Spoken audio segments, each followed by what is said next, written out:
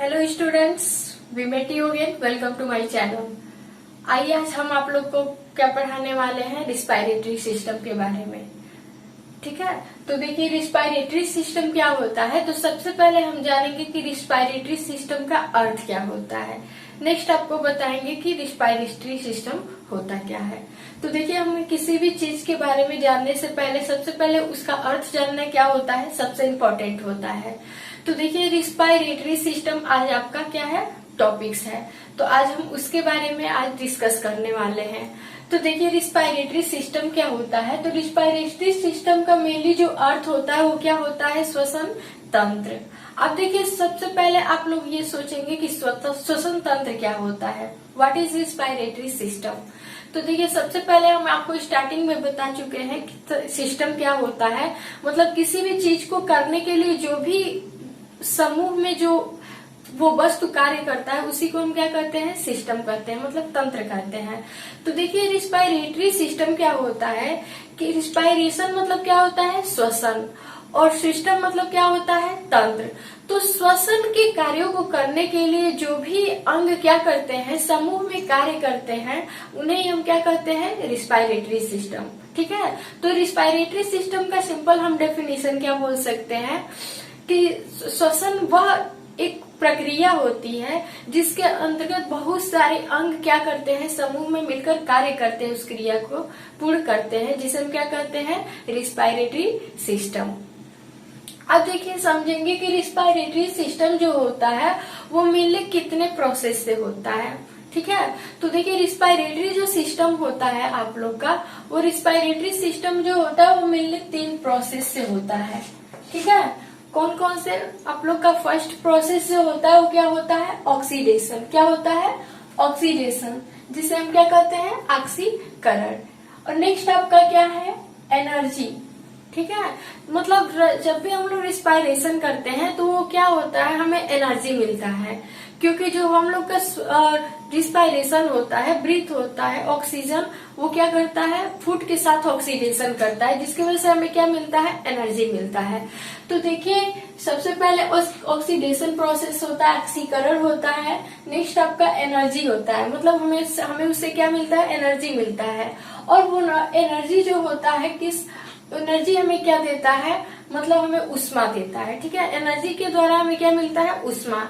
अब देखिए टेम्परेचर हो गया। नेक्स्ट आपका क्या है, कैटाबोलिक।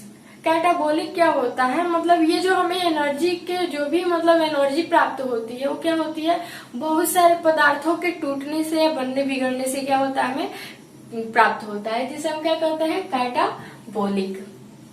अब देखिए नेक्स्ट आपका क्या है, रिस्पायरेशन वे। तो सबसे पहले हम ये जानेंगे कि जो श्वसन प्रक्रिया होती है वो कौन से प्राणी के अंतर्गत कौन सा श्वसन प्रक्रिया होता है। मतलब जैसे मान लीजिए कोई भी हम लोग अगर रिस्पायरेशन करते हैं, रिस्पायरेशन प्रोसेस करते हैं, तो हर एक प्राणी के अंदर, मतलब हर एक जंतु के अंदर अलग अलग उसके क्या होते हैं, ऑर्गन होते हैं, जिसके थ्रू वो क्या करता है, रिस्पायरेशन करता है। तो देखिए सबसे पहले हम बात करेंगे ह्यूमन बीइंग के बारे में, मतलब मनुष्य के बारे में। अब देखिए मनुष्य में श्वसन कौन से ऑर्गन से होता है। तो जो मनुष्य होता है वो अपना जो श्वसन रिस्पायरेशन प्रोसेस होता है वो किसके थ्रू करता है, तो लंग्स के थ्रू। जैसा कि आप लोग इस डायग्राम में देख सकते हैं, ये क्या है, ह्यूमन है, उसका ये क्या है, लंग्स है। तो अगर आप एग्जाम में अगर पूछा जाए कि जो ह्यूमन होता है वो किसके थ्रू जो अपना रिस्पायरेशन प्रोसेस है वो करता है, तो हम लोग सिंपली बोल सकते हैं कि मनुष्य जो होता है वो अपने लंग्स के द्वारा क्या करता है, रिस्पायरेशन करता है। अब देखिए नेक्स्ट आपका क्या है, जो मैमल्स, मतलब मैमल्स जितने भी होते हैं वो सारे किसके तो थ्रू करते हैं रिस्पायरेशन, तो लंग्स के द्वारा। नेक्स्ट आपका बर्ड्स है, मतलब चिड़िया, पक्षी जितने भी होते हैं वो क्या करते हैं, अपने ट्रैकी के द्वारा वो क्या करते हैं, श्वसन करते हैं, क्योंकि उसमें क्या होता है, श्वसन नाल होती है। ठीक है, उन्हीं श्वसन नाल के द्वारा वो क्या करते हैं, अपने रिस्पायरेशन प्रोसेस को पूर्ण करते हैं। अब देखिए नेक्स्ट आपका जो है वो क्या है, मेंढक। तो मेंढक में कौन सा किसमें कौन से ऑर्गन से रिस्पायरेशन होता है, तो मेंढक में मेनली क्या होता है,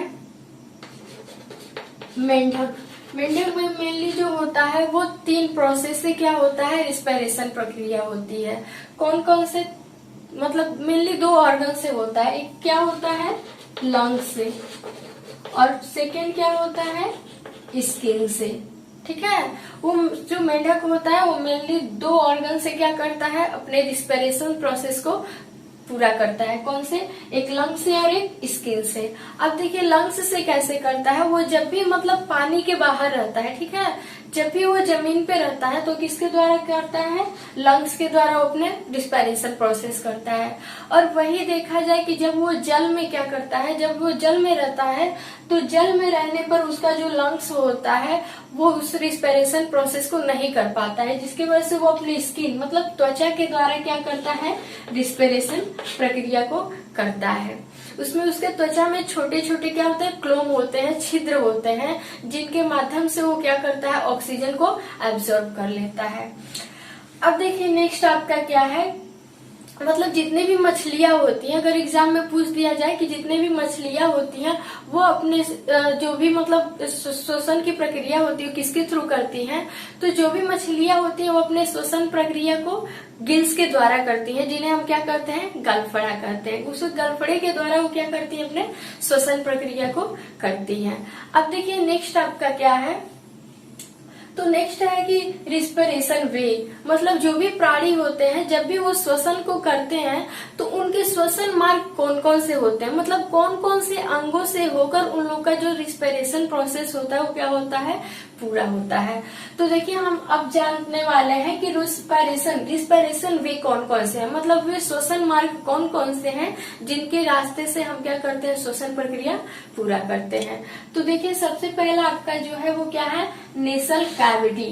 नेसल कैविटी क्या है, जिसे हम क्या कहते हैं, नसा गुहा। ये जो आप लोग डायग्राम में देख रहे हैं, ये जो नाक के बाहर का जो छिद्र होता है इसे हम क्या कहते हैं, नेसल कैविटी। इसके अंदर एक रेड कलर का क्या होता है, एक भाग दिखाई देता है, यही क्या है हमारा नेसल कैविटी, जैसे कि आप लोग डायग्राम में। तो नेसल कैविटी का अर्थ क्या होता है, नसा गुहा। ठीक है, अब देखिए जो नसा गुहा या नसा छिद्र होता है जिसके माध्यम से हम ऑक्सीजन को क्या करते हैं, एब्जॉर्ब करते हैं, मतलब इनहेल करते हैं। ठीक है, ऑक्सीजन को लेते हैं। अब सेकेंड प्रोसेस क्या होता है कि जब भी हम लोग नाक से क्या करते हैं, ऑक्सीजन लेते हैं तो वो क्या करता है, हम लोग के नाक में एक श्लेष्मा होता है, ठीक है, जिसे हम म्यूकोसा बोलते हैं। वो म्यूकस क्या करता है, मतलब उस ऑक्सीजन या फिर धूल मिट्टी वायु के साथ जितने भी आए हुए हार्मफुल बैक्टीरिया या फिर जो भी मतलब कीटाणु होते हैं, धूल कण होते हैं, वो उस म्यूकोसा में क्या होते हैं, चिपक जाते हैं। म्यूकोसा क्या होता है, जैसे नेसल कैविटी मतलब नाक के अंदर एक पाए जाने वाला लसलसा और चिपचिपा तरल पदार्थ होता है। ठीक है, ये क्या काम करता है कि जो भी हम लोग क्या करते हैं, ऑक्सीजन को मतलब वायु को इनहेल करते हैं, एयर को, तो क्या करता है, अपने अंदर उस धूल कण को क्या कर लेता है, चिपका लेता है। फिर उसके बाद से जो मतलब वायु होता है, ऑक्सीजन और मेन मतलब जो भी गैसेज होते हैं वो क्या करते हैं, नेसल कैविटी के अंदर जाते हैं। अब देखिए इस नेसल कैविटी के बाद से जो हम लोग का एयर होता है वो कहाँ जाता है, तो फेरिंग्स में जाता है। नसा गुहा के बाद मतलब नसा छिद्र के बाद से क्या होता है, फेरिंग्स होता है। अब फेरिंग्स जैसा आप लोग फिगर में देख रहे हैं, नसा गुहा है, यहाँ से एक पाइप नुमा निकला क्या है, भाग है, इसे ही हम क्या कहते हैं, फेरिंग्स कहते हैं। अब देखिए ये जो एयर होता है ये कहाँ जाता है, जो मतलब नेसल कैविटी होती है उसके बाद से कहाँ, फेरिंग्स। फेरिंग्स को हम हिंदी में क्या बोलते हैं, ग्रसनी। अब देखिए क्या करते हैं, सिर्फ वायु को जाने का क्या करते हैं, मार्ग देते हैं। अभी तक ये जितने भी हैं ये क्या है, मार्ग है। नेक्स्ट आपको अभी बताएंगे कि मतलब वो ऑक्सीडेशन प्रोसेस होता कैसे है। तो देखिए अब एयर कहाँ जाता है, फेरिंग्स में जाता है। फेरिंग्स के बाद वाला जो ऑर्गन होता है, भाग होता है, वो क्या होता है, वाइंड पाइप होता है। ठीक है, जिसे हम क्या कहते हैं, श्वसन नाल। वाइंड पाइप होता है जिसे हम क्या कहते हैं, श्वसन नाल। तो फेरिंग्स से होते हुए जो हम लोग का गैस होता है मतलब एयर होता है वो कहाँ जाता है, वाइंड पाइप में जाता है। अब देखिए वाइंड पाइप क्या करता है, उस एयर को और उसको क्या करता है, अंदर भेजता है, मतलब नीचे जाने का भेजने का प्रोसेस करता है। अब देखिए जब भी ये वायु होती है, जब कहाँ पे इस वाइंड पाइप के मतलब श्वसन नाल के नीचे जाती है तो यहाँ से वाइंड पाइप जो होता है 2 ब्रांचेज में क्या हो जाता है, बट जाता है। अब देखिए यहाँ पे जो वाइंड पाइप होता है जिसे हम ब्रोंकी भी कहते हैं, इसे क्या कहते हैं, ब्रोंकी।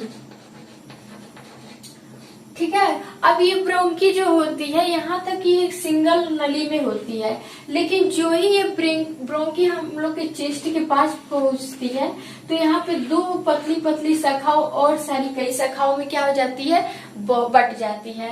अब देखिए जब ये ब्रोंकी जो होती है बाइंड बाइक मतलब श्वसन नाल हम लोग की कई शाखाओं में बट जाती है, तो इसे ही हम क्या करते हैं, ब्रोंकियोलस। ब्रोंकियोलस मतलब श्वसनिकाएं, श्वसन नाल मतलब एक श्वसन नली, और जब वही श्वसन नली कई सारी शाखाओं में बट जाती है ऑक्सीजन को पूरे शरीर मतलब पूरे लंग्स में पहुंचाने के लिए, तो वहां उसे हम क्या करते हैं, ब्रोंकियोलस। ब्रोंकियोलस मतलब होता है श्वसनिकाएं, मतलब श्वसन नली की बहुत सारी पतली पतली शाखाएं जितनी भी होती है और लंग्स कैविटी में जब एब्जॉर्ब कर लेती है मतलब उसमें फैल जाती है, उसी को हम क्या कहते हैं, ब्रोंकियोलस मतलब श्वसन नलिकाएं। अब देखिए श्वसन नलिकाएं क्या काम करती हैं, ये जो श्वसन नलिकाएं होती हैं ये ऑक्सीजन को मतलब जो भी एयर हम लोग इनहेल करते हैं उसको ये पूरे लंग्स तक भेजने का काम करती है। अब जब ये श्वसनिकाएं पूरे लंग्स में फैल जाती हैं मतलब ये जो वायु होती है जब उसी के थ्रू पूरे लंग्स में फैल जाती है तो इसमें छोटी छोटी क्या होती है, कोष्ठ होते हैं, ठीक है, जिसे हम क्या कहते हैं, एल्वियोली।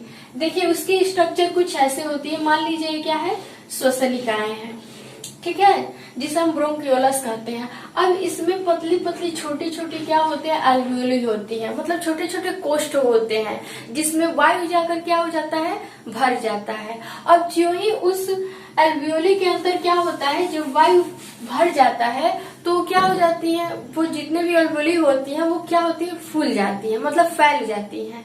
और जब फैलने के बाद से जो भी ब्लड होता है लंग्स के अंदर मतलब जो हार्ट क्या करता है, ब्लड को लंग्स में भेजता है, तो ये लंग्स क्या करता है, उसी ऑक्सीजन को एब्जॉर्ब करके एल्वियोली द्वारा क्या करता है, ऑक्सीजन को एब्जॉर्ब कर लेता है। और जब ये एल्वियोली होती है जब ऑक्सीजन को एब्जॉर्ब करती है तो ये सारी जो कोष्ठ होती है वो क्या होती है, फूल जाती है, स्प्रेड हो जाती है, और जो ही फैलती है तो हम लोग का लंग्स जो होता है वो क्या होता है, फूल जाता है। तो आप लोग देखते होंगे कि जब भी हम लोग क्या करते हैं, सांस को लेते हैं तो सांस लेते वक्त हम लोग का जो चेस्ट होता है वो क्या होता है, फैल जाता है कुछ मात्रा में। अब देखिए जो फैलता है तो हम लोग का ये जो ऊपर लंग्स के ऊपर जो भी रिब्स होते हैं मतलब पसली होते हैं क्या हो जाता है, फूल जाते हैं। और इसी लंग्स के नीचे एक ऐसे क्या होता है, कार्टिलेज उपास्थि होता है, एक मतलब बड़ा सा हड्डी होता है, ये जो क्या होता है, ये उपास्थि ये पिचक जाता है। जब भी हम लोग सांस लेते हैं तो लंग्स ऊपर उठता है और जिसे हम क्या कहते हैं, डायफ्राम। इस लंग्स के नीचे एक क्या होता है, उपास्थि का भाग होता है, चपटा सा हड्डी होती है जिसे हम क्या कहते हैं, डायफ्राम। ये डायफ्राम जो होता है जब हम लोग श्वसन प्रक्रिया में क्या करते हैं, सांस लेते हैं तो ये डायफ्राम क्या होता है, हम लोग का जो चेस्ट होता है ऊपर उठता है और जो डायफ्राम होता है क्या होता है, नीचे होता है। ये क्या करता है, मतलब जो भी चेस्ट का वॉल्यूम होता है उसको क्या करता है, रेगुलेट करता है, कंट्रोल करने का काम करता है। तो देखिए जो डायफ्राम होता है या चेस्ट को क्या करता है, रेगुलेट करता है, मतलब इसके फंक्शन को नियंत्रित करने का काम करता है। तो अब देखिए जब एल्वियोली में क्या होता है, ऑक्सीजन पहुंचता है तो इस एल्वियोली के अंदर हार्ट क्या करता है, पूरे लंग्स में ब्लड को भेजता है। अब जो वो ब्लड होता है वो लंग्स में आता क्यों है, तो प्यूरिफाई होने के लिए, क्योंकि हम आप लोग को फर्स्ट वीडियो में बता चुके हैं कि जो हम लोग का लंग्स होता है ये क्या करता है, ब्लड को प्योर करने का काम करता है, जिसमें हम बताएं आप लोग को ब्लड हम लोग के शरीर में मेनली दो तरह से होते हैं, एक ऑक्सीजनेट ब्लड होते हैं और क्या होते हैं, डीऑक्सीजनेट ब्लड होते हैं। तो ऑक्सीजनेट ब्लड होते हैं जो प्योर मतलब शुद्ध ब्लड होते हैं, शुद्ध खून होता है, और जो डीऑक्सीजनेट ब्लड होता है वो क्या होता है, अनप्योर ब्लड होता है, मतलब अशुद्ध ब्लड होता है। अब ये भी बता चुके हैं कि प्योर अनप्योर ब्लड कौन सा है, ऑक्सीजनेट मतलब वह ब्लड जिसमें ऑक्सीजन मिल जाता है। तो ऑक्सीजन मिलाने का काम कौन करेगा, तो हमारा लंग्स करता है। वो क्या करता है, जो भी हार्ट के द्वारा मतलब ब्लड आया रहता है लंग्स में, वो क्या करता है, आर्टरी वेन के द्वारा वो क्या करता है, ब्लड को ऑक्सीजन के साथ क्या करता है, मिला देता है। और जब भी क्या होता है, ये जो ब्लड है जब ऑक्सीजन के साथ मिलती है तो क्या होता है, ऑक्सीडेशन प्रोसेस होता है, ऑक्सीडेशन। जिसे हम क्या कहते हैं, ऑक्सीकरण। तो जब भी ऑक्सीकरण प्रक्रिया होती है तो वहां से हम लोग का रिस्पिरेशन क्या होता है, स्टार्ट हो जाता है, ब्रीथिंग क्या होती है, शुरू हो जाती है, जिसे हम क्या कहते हैं, श्वसन। तो अब देखिए यहाँ पे जो भी लंग्स के अंदर ब्लड आते हैं, उनकी ब्लड की जो सेल्स होती हैं ये सारे ऑक्सीजन को क्या कर लेती है, ऑब्जर्व कर लेती है। अब देखिए आप लोग सोचते होंगे कि जो ऑक्सीजन होता है इसको हम लोग का ब्लड एब्जॉर्ब कैसे करता है। तो देखिए हम लोग के ब्लड में जो होता है वो क्या होता है, मेनली एक केमिकल होता है, एक सब्सटेंस होता है, वो क्या होता है, हीमोग्लोबिन होता है। ब्लड में क्या होता है, हीमोग्लोबिन। अब हीमोग्लोबिन क्या है, तो हम आप लोग को बता चुके हैं कि जो हीमोग्लोबिन होता है एक प्रकार का पिगामेंट होता है, जो हम लोग के सेल्स क्या करते हैं, लिवर्स की जो सेल्स होती हैं उसको क्या करती हैं, रिजनेट करती है, मतलब ओरिजिन उसका करती है। तो जब भी हीमोग्लोबिन होता है ऑक्सीजन के साथ मिलता है तो ये ऑक्सी हीमोग्लोबिन बनाता है। क्या बनाता है, ऑक्सी हीमोग्लोबिन, जिसके वजह से वहां से ब्लड क्या होता है, हम लोग के लंग्स में प्योर हो जाता है, क्योंकि ऑक्सीजन के साथ ब्लड क्या हो जाता है, मिल जाता है। अब जो ही ऑक्सीडेशन प्रोसेस हो जाती है तो यही जो प्योर ब्लड होता है फिर इसे हार्ट क्या करता है, अपने पल्मोनरी आर्टरी, पल्मोनरी जो वेन होती है उसके द्वारा प्योर ब्लड को लेकर के पूरे ऑर्गन तक उसको क्या कर देता है, भेज देता है।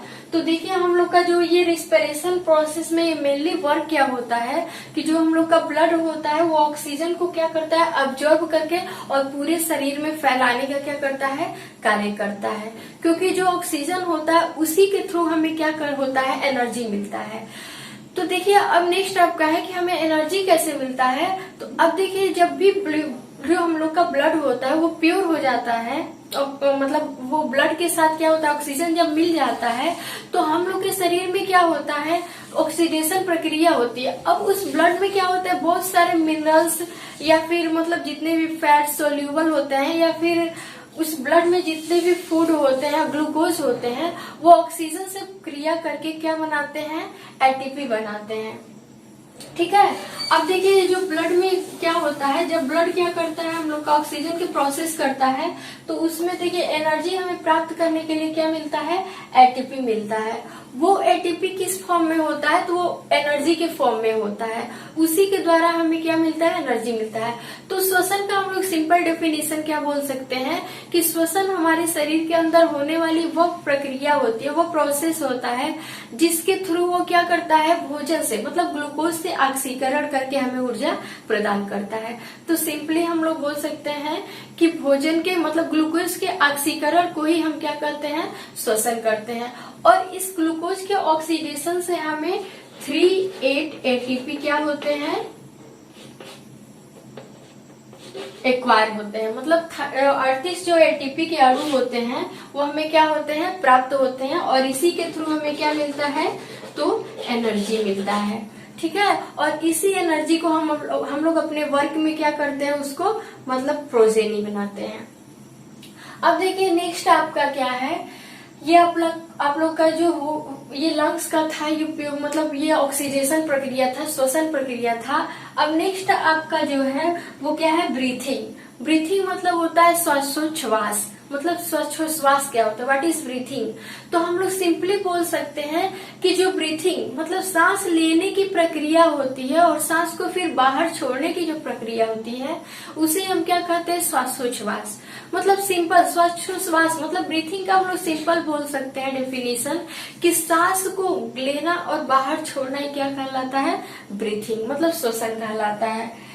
अब देखिए ये क्या होता है कि जब भी हम लोग क्या करते हैं, ऑक्सीजन मतलब वायु को ग्रहण करते हैं, इनहेल करते हैं, जब सांस को हम लोग लेते हैं और छोड़ते हैं तो आप लोग को मेनली पता होगा कि सांस को जब हम लोग लेते हैं तो उसमें बहुत सारे जितने भी गैसेस होते हैं वो क्या होते हैं, हम लोग के शरीर के अंदर चले जाते हैं।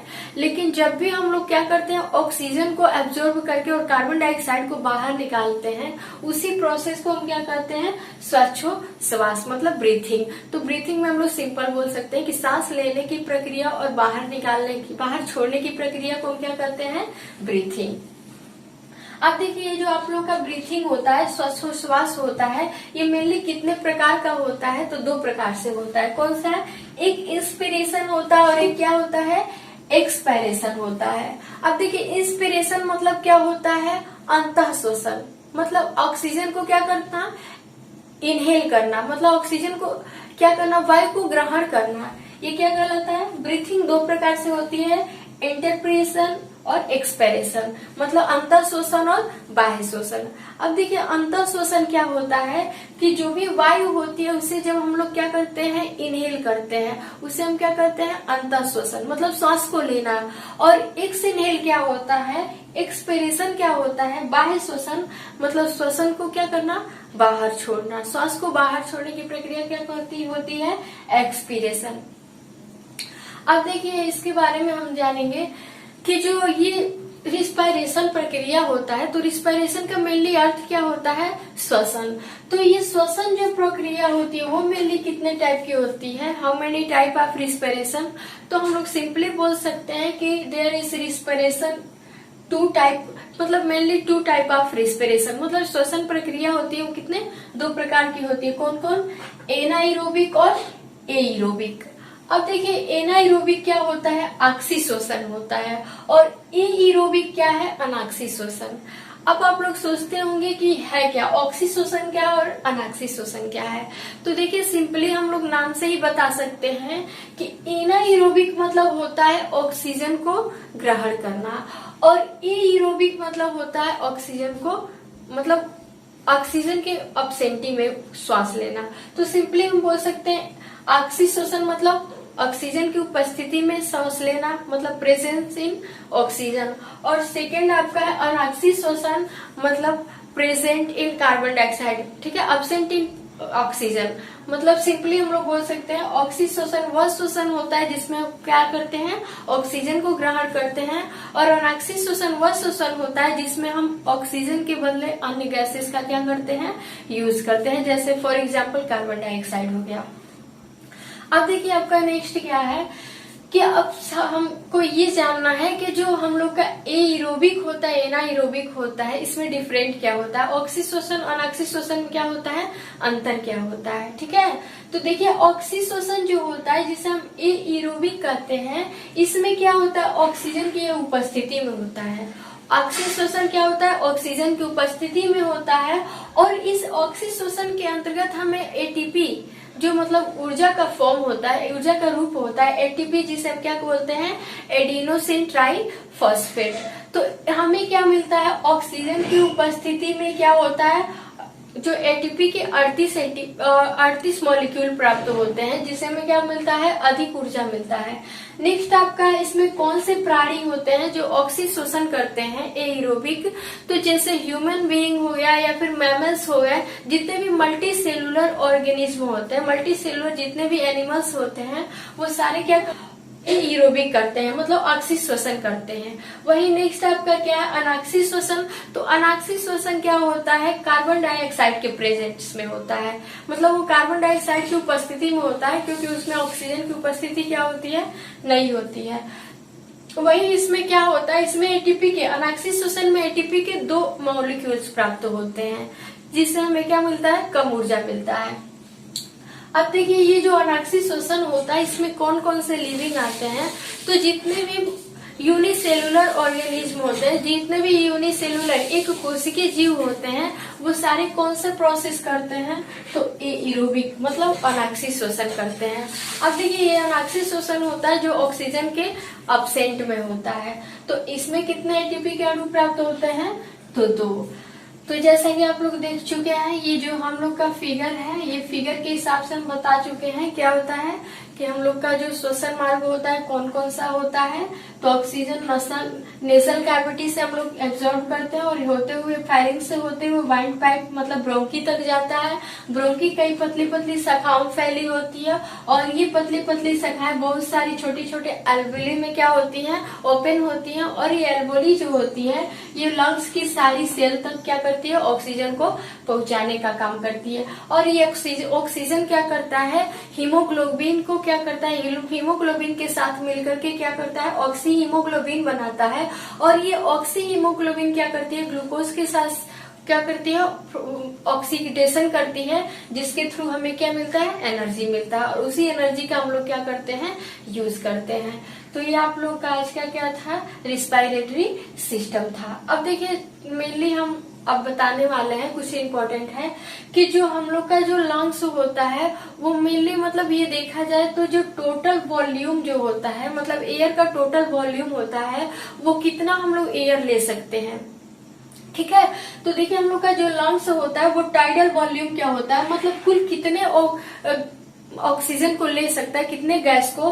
तो जो 500 ml गैस होती है, ठीक है, 500 ml गैस को वो क्या करता है, हम लोग का ऑक्सीजन लेता है, ठीक है। टोटल मतलब कितने ऑक्सीजन कितने गैस हम लोग लेते हैं, तो 500 ml। वही पूछा जाए टोटल जो टाइडल वॉल्यूम होता है वो कितना होता है, तो जो कुल लेकर के हम लोग मैक्सिमम कितने गैस ले सकते हैं, तो मैक्सिमम 600 ml ले सकते हैं। मतलब देखा जाए तो हम लोग का जो लंग्स होता है वो नॉर्मली 500 ml गैस को लेता है, लेकिन मैक्सिमम देखा जाए तो हम लोग का जो टोटल टाइडल वॉल्यूम होता है वो 600 ml होता है। मतलब 600 मिली क्या कर सकते हैं हम लोग, गैस को अधिकतम ले सकते हैं। अब देखिए ये क्या होता है, नेक्स्ट आपका है कि जो हम लोग का लंग्स होता है ये क्या करता है, जब भी ऑक्सीडेशन प्रोसेस करता है तो देखिए जितने भी हम लोग के शरीर में ऑक्सीजन होता है उसको जल्दी ये क्या करता है, एब्जॉर्ब करता है, और ये पूरा हीमोग्लोबिन उसको क्या कर देता है, पूरे बॉडी में ऑक्सीजन को ट्रांसपोर्ट कर देता है। देखिए ये जो ब्लड होता है, ब्लड के थ्रू हम लोग के पूरे बॉडी में ऑक्सीजन क्या होता है, ट्रांसपोर्ट होता है। अब देखिए नेक्स्ट आपका है कि ये जो हम लोग के शरीर में जो ऑक्सीजन होता है ये क्या मतलब मेनली क्या फंक्शन करता है कि ये हमें फर्स्ट जो प्रोसेस है ये एनर्जी देता है, लेकिन जो ये हम लोग के शरीर में हीमोग्लोबिन होता है ये ऑक्सीजन से ज्यादा कौन से गैस को क्या करता है, मतलब जल्दी एब्जॉर्ब करता है। तो जो भी ऑक्सीजन के अलावा जो भी कार्बन मोनोऑक्साइड होती है जिसे हम CO से डिनोट करते हैं, तो ये ऑक्सीजन से ज्यादा किसको एब्जॉर्ब करती है, कार्बन मोनोऑक्साइड को, जिसकी वजह से आप लोग देखते होंगे कि हम लोग को ब्रीथ से रिलेटेड बहुत सारे क्या होते हैं, डिसीज होते हैं। जैसे अभी लंग्स का डिसीज हो गया, मतलब फेफड़े से संबंधित बहुत सारी बीमारियां होती हैं। तो उसमें क्या होता है कि जब भी पॉल्यूशन में बहुत सारे हार्मफुल गैसेज हो जाते हैं जिसमें कार्बन मोनोऑक्साइड क्या होता है, मैक्सिमम होता है। तो ये हार्मफुल गैसेज को जल्दी हम लोग का हीमोग्लोबिन का जो ब्लड होता है, ब्लड का हीमोग्लोबिन होता है उसे जल्दी एब्जॉर्ब करता है, जिसके वजह से हम लोग के शरीर में क्या होता है, जब भी पॉल्यूशन होता है तो फेफड़े लंग्स से संबंधित ज्यादा बीमारियां क्या होती हैं, फैलती हैं। और वही बात किया जाए ऑक्सीजन की, तो ऑक्सीजन वो क्या करता है, मतलब अन्य हार्मफुल जो गैसें होती हैं उनके अलावा ये कम ऑब्जर्व करता है। इसलिए हमें क्या होता है कि हार्मफुल गैसेस से क्या होना चाहिए, दूर रहना चाहिए। तो आज के लिए बस इतना ही। Thanks for watching. अब मिलेंगे नेक्स्ट वीडियो में।